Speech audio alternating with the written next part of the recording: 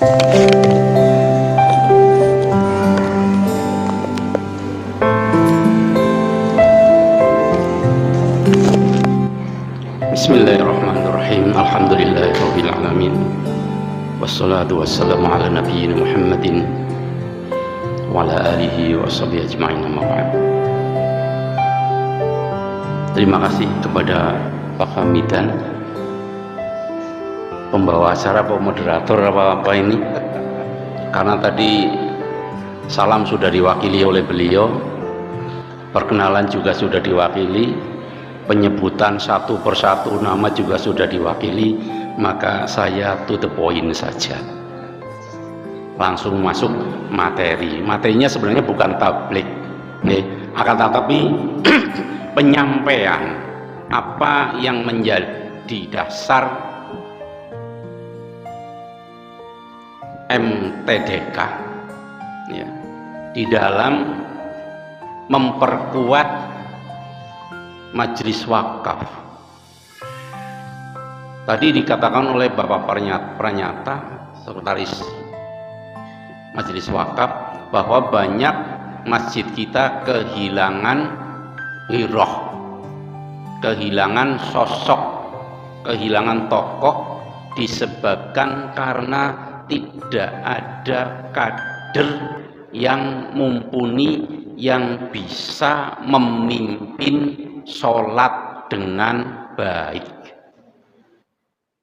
khususnya di Cilacap sana. Kalau di sini kadernya Masya Allah sudah berapa ratus tadi nggih Pak Gus Ipul, 200-an nggih, 200-an kader yang insya Allah akan tersebar di seantero Nusantara ini, yang bisa memimpin kader-kader atau calon kader yang lain, sehingga nanti masjid dan musola binaan Muhammadiyah itu akan tetap terjaga ciri khas Muhammadiyahnya ini.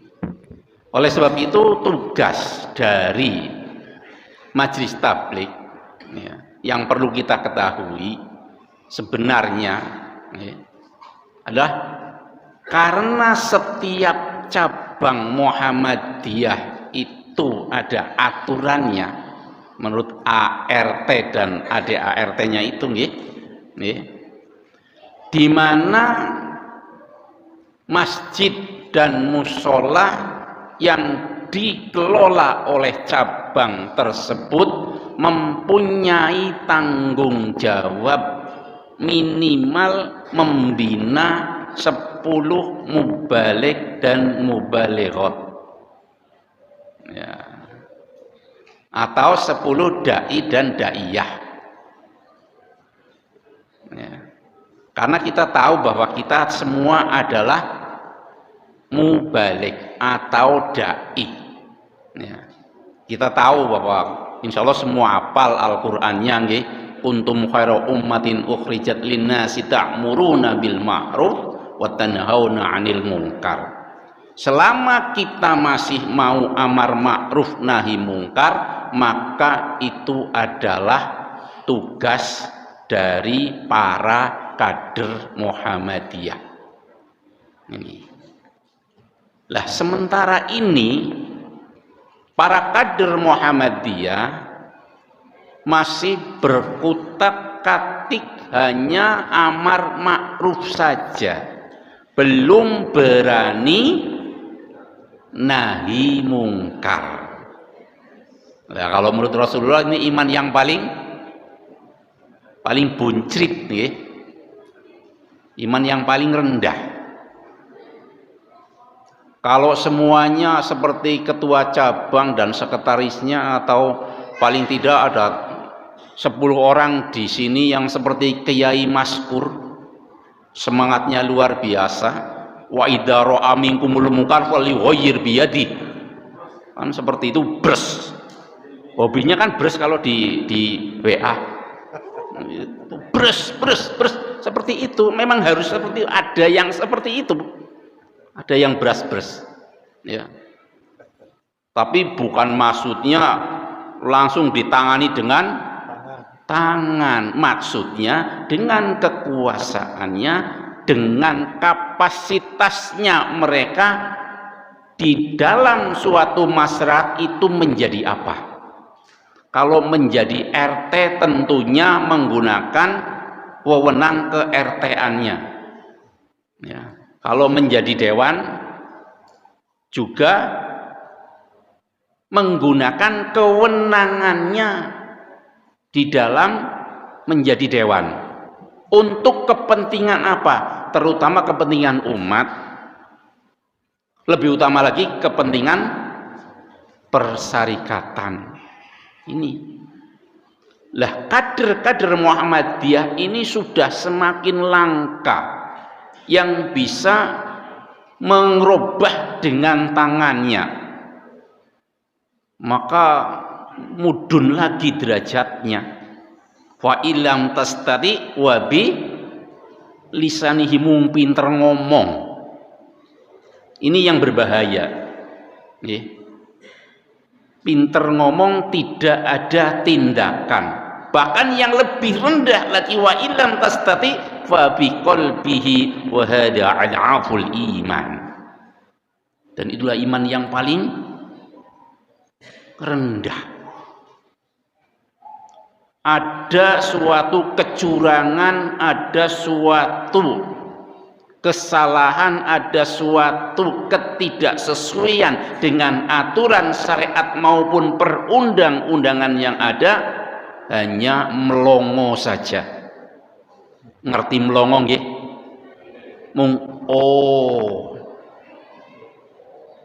Namanya tidak bras-bras. Nah, ini adalah merupakan PR berat bagi seluruh elemen masyarakat, terutama kader-kader Muhammadiyah, di dalam menuntaskan tentang bagaimana mengentaskan kader tersebut biar menjadi tokoh ya, yang bisa ngimami. Belum tentu banyak dari para santri ini nanti jadi imam masjid semua, belum tentu, karena nanti ada bidang sendiri-sendiri ya. Ada yang pinter hafal Al-Quran tapi kadang-kadang iramanya juga kurang baik, jadi kalau jadi imam kurang nyaman didengar oleh jamaahnya, mungkin tidak jadi imam. Ini lah, untuk saat ini jarang sekali dari kader Muhammadiyah yang suaranya bagus, bacaannya bagus, iramanya bagus, dan yang terpenting tartil. Ini kesulitan. Maka program daripada MTDK yaitu menyelenggarakan RDM sebagaimana yang telah lalu kita laksanakan, akan tetapi terkendala dengan adanya pandemi yang sekarang kita alami, maka kegiatan tersebut berhenti. Mudah-mudahan hanya mati suri selama 2 tahun ini, nanti akan bangun lagi. Kemudian ada pelatihan mubalik dan mubalighot, bahkan tahun 2019 sudah diadakan di Majenang ini dengan dihadiri oleh beberapa cabang. Akhirnya terbentuk KMM, Korp Mubalik dan Mubalighot. Ini yang ada ya. Jadi yang selanjutnya, bahwa pelatihan yang pertama kali dilaksanakan oleh pimpinan daerah Muhammadiyah Kabupaten Cilacap, yaitu pelatihan tentang imam dan khotib masjid dan musola, nantinya akan dilaksanakan secara rutin per distrik. Jadi kepada pimpinan cabang setiap bulannya paling tidak mengumpulkan calon ataupun imam masjid dan musola untuk dilatih, dibina supaya menjadi imam dan khotib masjid ataupun musola yang handal, yang apabila sedang khotbah tidak ditinggal ngantuk para jamaahnya. Ini. Atau mungkin saya lagi ngomong ditinggal ngantuk juga mungkin ya. Sampun kesel nih Bu. Kayongnya sana sih mulai selonjor, anak sih mulai sila, anak sih mulai ini ciri-ciri sudah capek. Ciri-ciri wis bosen ya. Maka tugas dai atau mubalik dan mubalighot itu harus sabar di dalam menghadapi seperti ini ya, karena tugas kita yang pertama berilmu, mengilmui, menyampaikan ilmu, kemudian sabar menuntut ilmu, sabar menyampaikan ilmu, sabar menjalankan ilmu, juga sabar di dalam menghadapi situasi. Ditinggal ngantuk, tinggal ngobrol dewek, monggo kudu sabar. Ini kader ya. Maka untuk kelanjutan pelatihan tersebut diserahkan kepada masing-masing cabang minimal sebulan sekali untuk bisa mengumpulkan calon ataupun imam dan khotib yang telah ada ya, yang masih perlu pembinaan secara rutin, terutama adalah tentang bacaan Al-Qur'annya. Ini benar-benar harus diseleksi supaya kita bisa berjamaah dengan tenang, kemudian mengikuti sholat juga senang. Akhirnya ini bisa menimbulkan imunitas bagi para kader Muhammadiyah sehingga tidak terkena virus dari orang luar atau teman-teman di luar kita. Karena kita tahu ya, bahwa kader-kader kita itu banyak yang sudah terkena virus dari luar. Maka kadang-kadang kalau ngaji ataupun mendengarkan para mubaligh ataupun mubalighot Muhammadiyah, mereka sudah mulai apa? Bebah, bosen. Sapa mubaligh Pak Hamidan lah paling sing domona Basnas, mungkin seperti itu ya. Kecuali kalau yang ngomong itu mubaligh langitan, maksudnya tahu nggih? Mubaligh langitan itu yang sudah terbangnya itu jam terbangnya tinggi. Kalau di Majenang sudah tidak asing lagi para mubaligh langitan ya. Tapi kalau bagi mubaligh yang karbitan itu yang kadang-kadang kita itu prihatin ya. Maka paling tidak bisa mengkader, mendidik seorang calon dai atau seorang calon mubaligh itu untuk bisa balik di dalam menyampaikan sesuatu kepada mablagnya.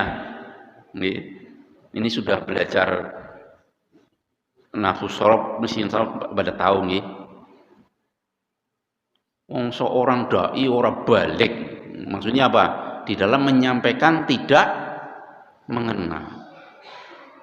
Ini berarti tidak balik. Seorang mubalik tapi kurang balik. Ya. Jadi ya, tahu ya? Ini balik dari kata-kata apa, Mas? Hah?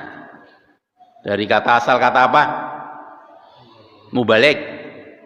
Mubalik ismun apa? Hah? Waduh, pada isin jawabnya. Hah? Isin apa tidak tahu? Mudah-mudahan belum tahu. Ya, antara tidak tahu dan belum tahu beda-beda tipis. Nih, nanti kalau tidak tahu tanya kepada ustadz dan ustadzahnya. Nih. Yang selanjutnya, bahwa setiap cabang hendaknya juga mengkoordinir takmir masjid dan musola. Karena apa?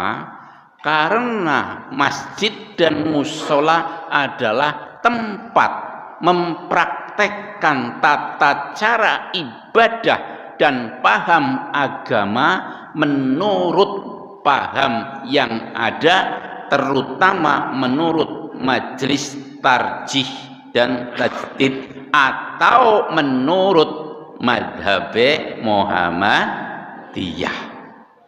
Insya Allah tidak menyimpang. Karena semuanya masih berdasarkan dengan Al-Quran dan Sunnah Rasulullah Sallallahu Alaihi Wasallam. Ini. Kemudian juga masjid harus selalu terpantau dan terkoordinir karena masjid adalah merupakan tempat sosialisasi kebijakan. Kebijakan apa? Banyak kebijakan yang ada itu pemahaman tentang agama, pemahaman tentang ideologi, dan juga pemahaman tentang keputusan pimpinan Muhammadiyah. Itu harus disosialisasikan di masjid. Dan masjid juga merupakan pilar utama dalam mengembangkan cabang dan ranting Muhammadiyah yang akan melahirkan kader-kader yang militan yang nantinya akan menjadi penerus generasi tua. Ini 20 tahun lagi insya Allah sudah menjadi mubalik ataupun dai, setidaknya menjadi imam musola. Amin. Ya, setidaknya menjadi imam istri dan anak-anaknya. Amin. Turun maksud ya. Nanti tanya Pak Kiai Maskur.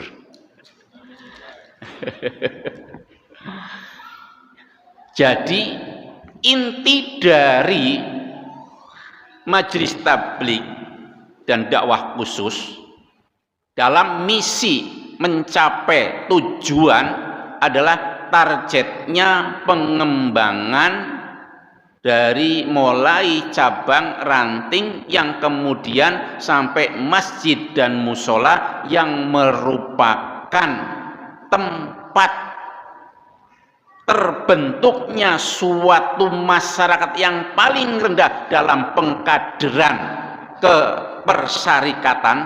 Ya, kalau zaman Rasul itu masjid adalah tempatnya Ipolexos Budhamkam.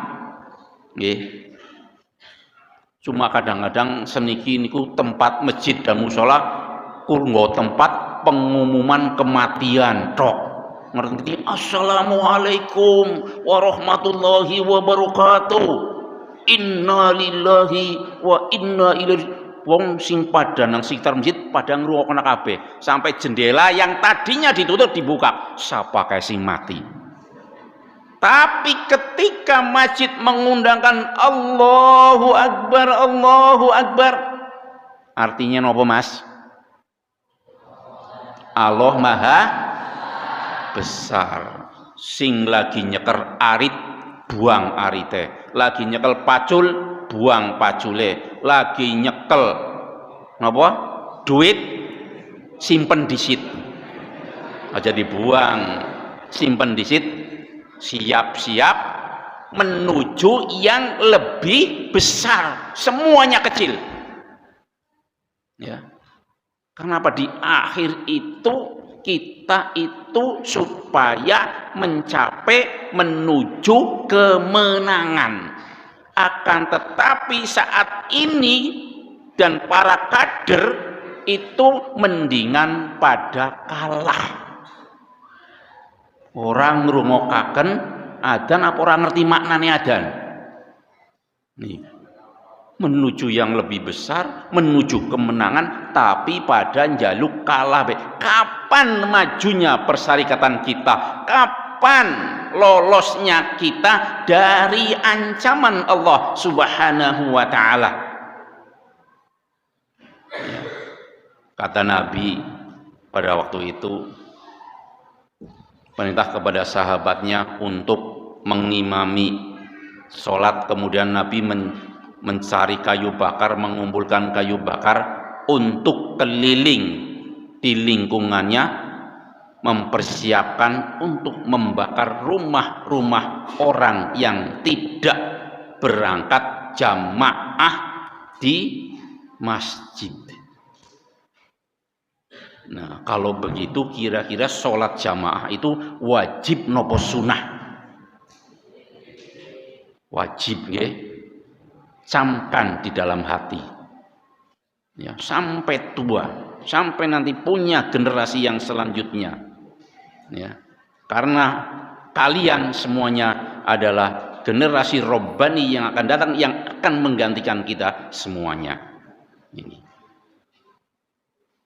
Jadi sekali lagi, bahwa masjid dan musola adalah merupakan tempat sosialisasi dan edukasi dalam mengembangkan keilmuan agama dan juga pemahaman tentang persyarikatan yang mudah-mudahan akan selalu didukung oleh semua pimpinan dan juga kader serta calon kader. Saya kira itu dulu yang bisa saya sampaikan. Ini bukan kultum, bukan tausiah. Nih, kalau kultum terlalu lama, kuliah 70 menit, nanti kita semuanya ngantuk semuanya. Ya. Terima kasih atas segala perhatiannya. Mohon maaf atas segala kekurangannya. Wassalamualaikum warahmatullahi wabarakatuh.